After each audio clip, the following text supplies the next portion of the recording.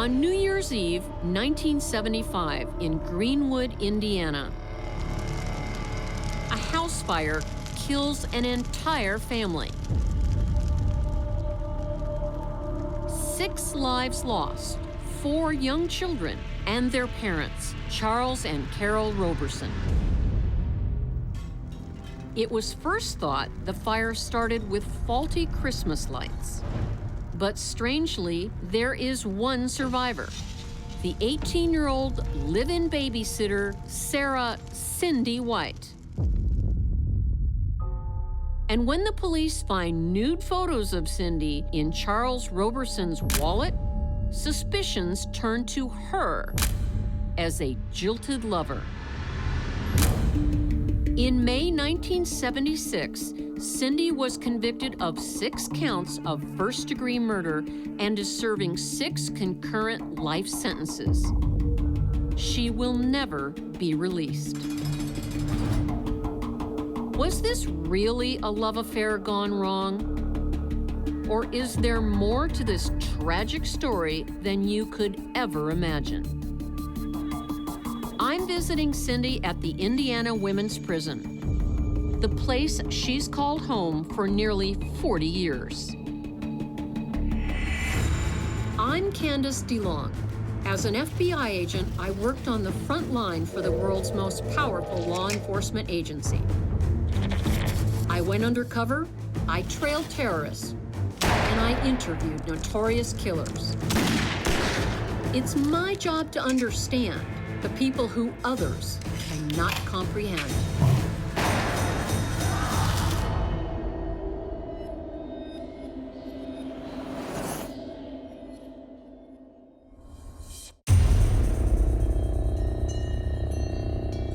Tell me about young Cindy. What was your childhood like? My childhood was basically, I strived to be a daddy's girl. And when I was around 8, my father asked me to come hold a light for him while he was working on a car. And that just made me feel so special that I was going to be able to spend some time with my daddy. Mm-hmm. And so from there, I could feel his hand while I was holding the light, and he started to go up my shorts. And I was, what are you doing? And he's like, this is how you show love, honey. Well, it just progressively got worse as time went on, and he started doing more and more. What did you think of that? I was clueless. Mm-hmm. To me, showing someone that you love him, it was this. He wouldn't tell me wrong. Did he ask you to keep it a secret? Yes. It was going to be between him and I, because that's what daddy's little girls do.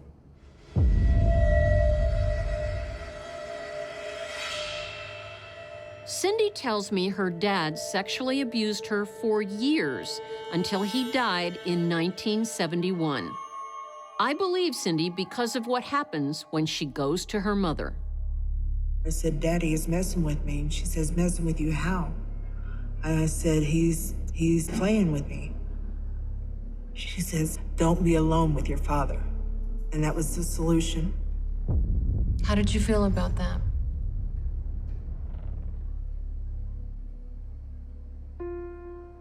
I was too young. I was too young. I hurt, and no one would protect me. No one. I screamed out. Nobody would help.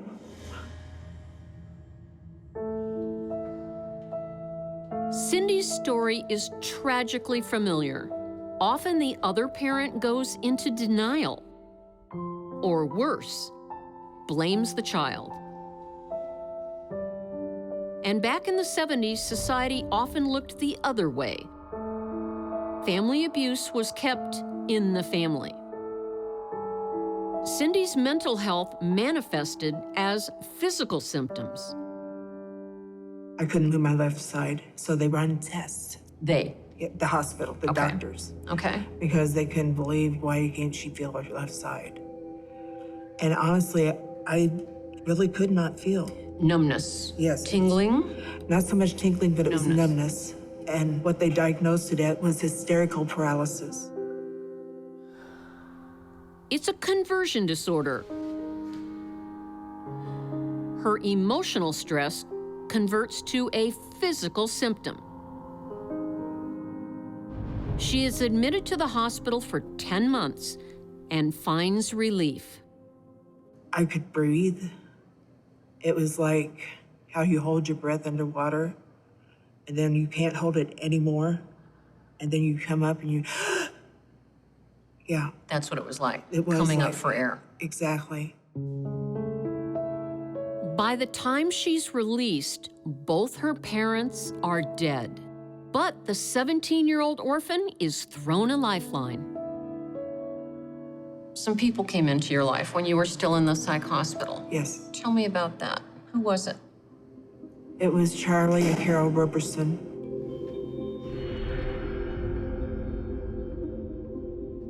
I met them on my paper route. I used to stop by and play with the kids. Carol, the wife, she was like really encouraging me to stay there with her. Mm-hmm. Cindy signs up as a live-in babysitter. She has no idea what she's getting into.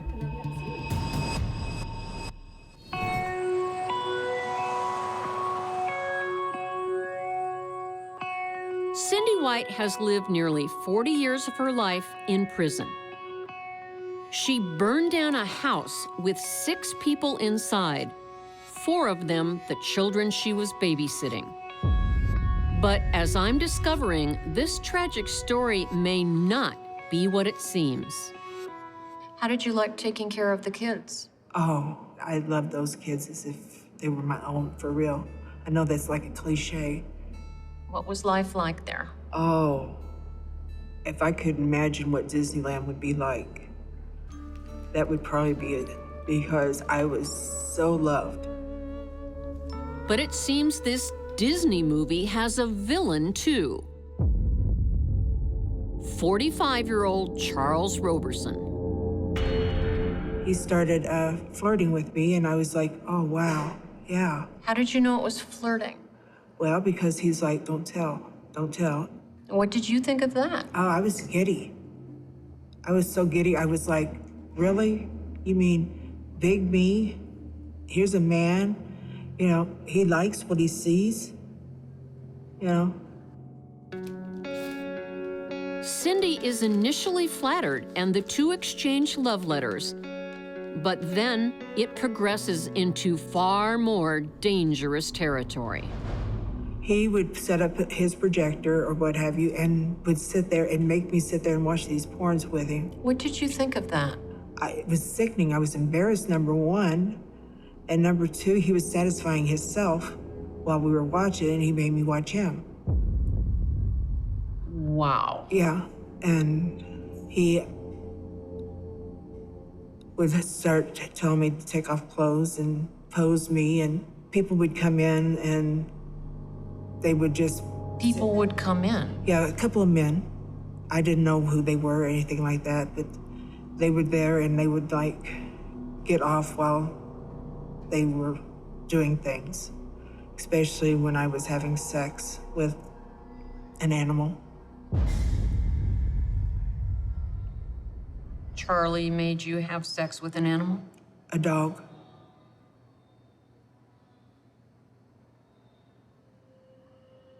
I'm so sorry.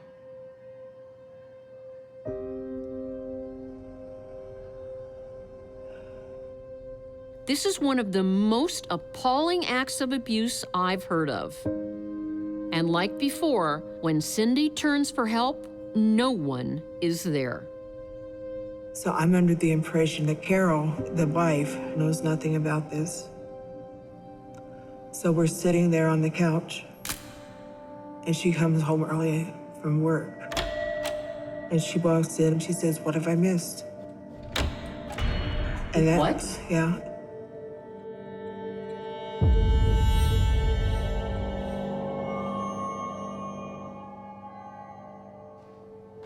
So she was a willing participant, not a jealous wife. Right. And you were the victim. Yeah. You were essentially a sex slave. I was an unwilling participant. Finally, Cindy makes the decision to leave. I packed my stuff and I was ready to go. And he literally forced me into a bedroom and locked the door. So He locked you in a room? Yes. Did you try to escape after that? Yeah. Yeah. And what happened? He went out to the garage and he got one of the kittens. And he came in and he said, "You keep messing with me and this is what's gonna happen." And he pulled the head of the kitten off.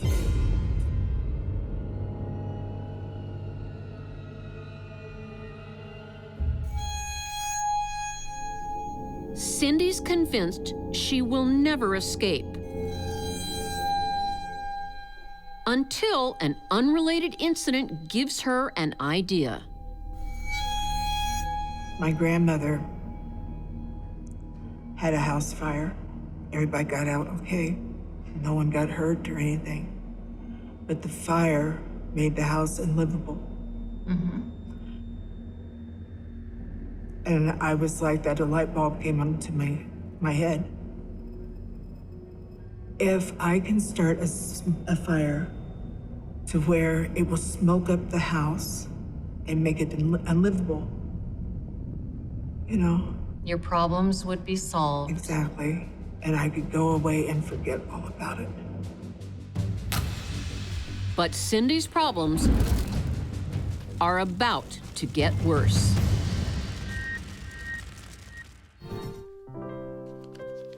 New Year's Eve, Greenwood, Indiana, 1975. 18-year-old Cindy White is living in a house of horrors. But she thinks she's found a way out.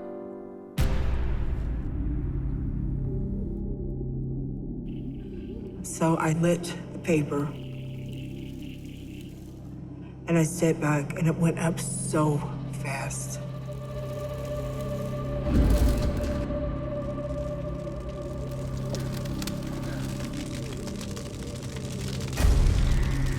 I ran into their bedroom and they were still awake and I said, "My God, the house is on fire. Come help me get the kids out."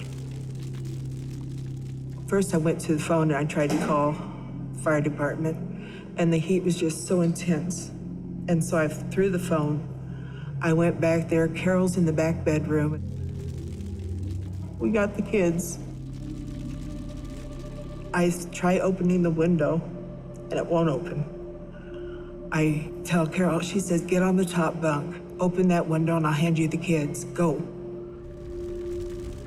I got up there to go open the window. Next thing I remember is I'm laying on the ground. I'm totally confused. I don't know what's happening. I'm like, oh my God, this is a nightmare. The prosecutor claims Cindy jumped free, but Cindy says she doesn't remember. By opening the window, she could have created a backdraft that propelled her out. I heard people and I heard sirens and I jumped up. And I kept trying to get back in that house. I kept trying and trying and trying. And the more I tried, the worse it got. You tried to get back in? Yes. Neighbors pulled me back. So eventually, they wouldn't let me go, but I stood there watching them burn.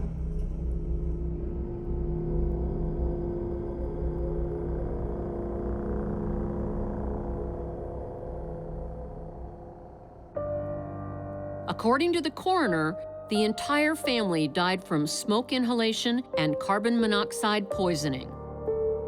Cindy was also injured. My arms, my throat, some of my From face, smoke? yes. My face and my upper part ended up in intensive care. The prosecution had an arson expert at your trial say that you used an accelerant. The defense had an arson expert that said you did not. What is the truth? The truth is, I did not. There was no accelerant used at all. It just went up so fast. While in the hospital, Cindy says she is initially told that the entire Roberson family had escaped the fire, just like her.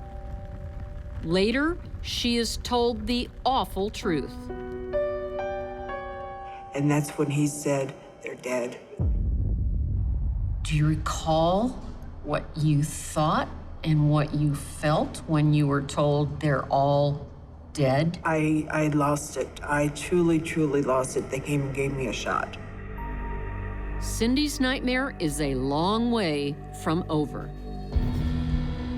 In 1976, prosecutors paint 18-year-old Cindy White as a Jezebel who wanted to punish her married lover by burning down his house with his family in it.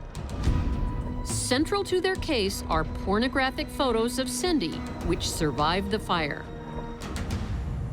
Did the police ever ask you about the sexual activity that had been photographed? They asked me what do I think of Charlie and Carol as? And I said, I loved them as if it was my mother and my father. And they said, you're lying, and they threw down some of the pictures. Mm-hmm. And I was just mortified. The photos are Cindy's big chance to expose the Robersons, but she's too embarrassed. So rather than standing as proof of the abuse, they become motive for murder. Police also find the love letters. They deduced that because of that there was a relationship between you and Charlie. Yeah, because a lot of they had the one telling him how much I missed him, how much he made me feel like a woman, you know, how pretty I am and things like that. Yeah, they took that to believe that I wanted to off the family so him and I could run off together. And they told you of this theory? Yes. What did you say to that? I said, you've got it all wrong. Even when Cindy is convicted of arson and 6 counts of murder, she holds her tongue. It takes her 10 years to speak up. The first 10 years you were here, no one knew what you've shared with me. No one. Why are you able to talk about it now? I knew that if I was going to heal any part of me, that I needed to come true, and it's also to save somebody else. After living with this pain for nearly 40 years, there is one person Cindy has a message for: Charles Roberson. You hurt me beyond words could ever say. You took away something that should have never been taken.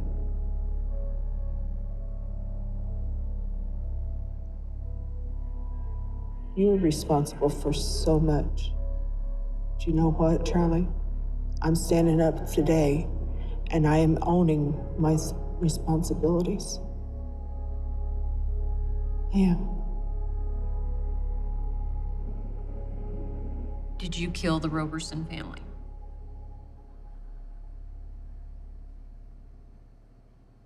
Yes.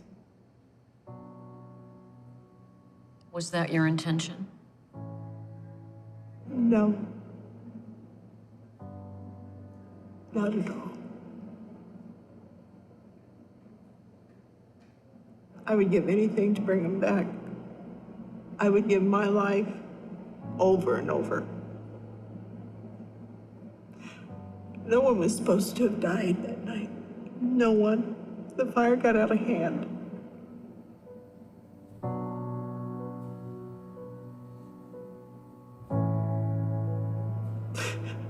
But I do know one thing, and that is I never intended to hurt anybody. Not a single soul.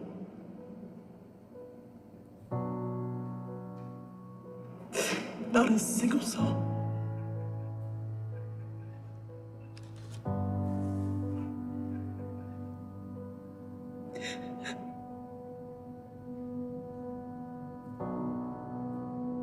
want you to imagine that I'm the 4 Roberson children.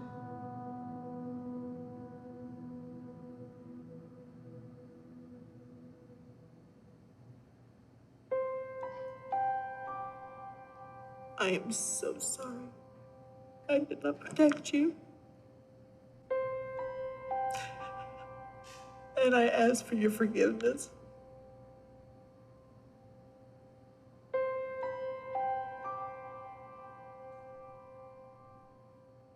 Four innocent children died that day in 1975. I think Cindy was the 5th. Her trust, her mind, and her body were abused throughout her childhood. She had no concept of normality, of right and wrong. When she finally made it all stop, Cindy just traded one pain for another. Clemency is Cindy's only hope of redemption. I hope one day she gets it.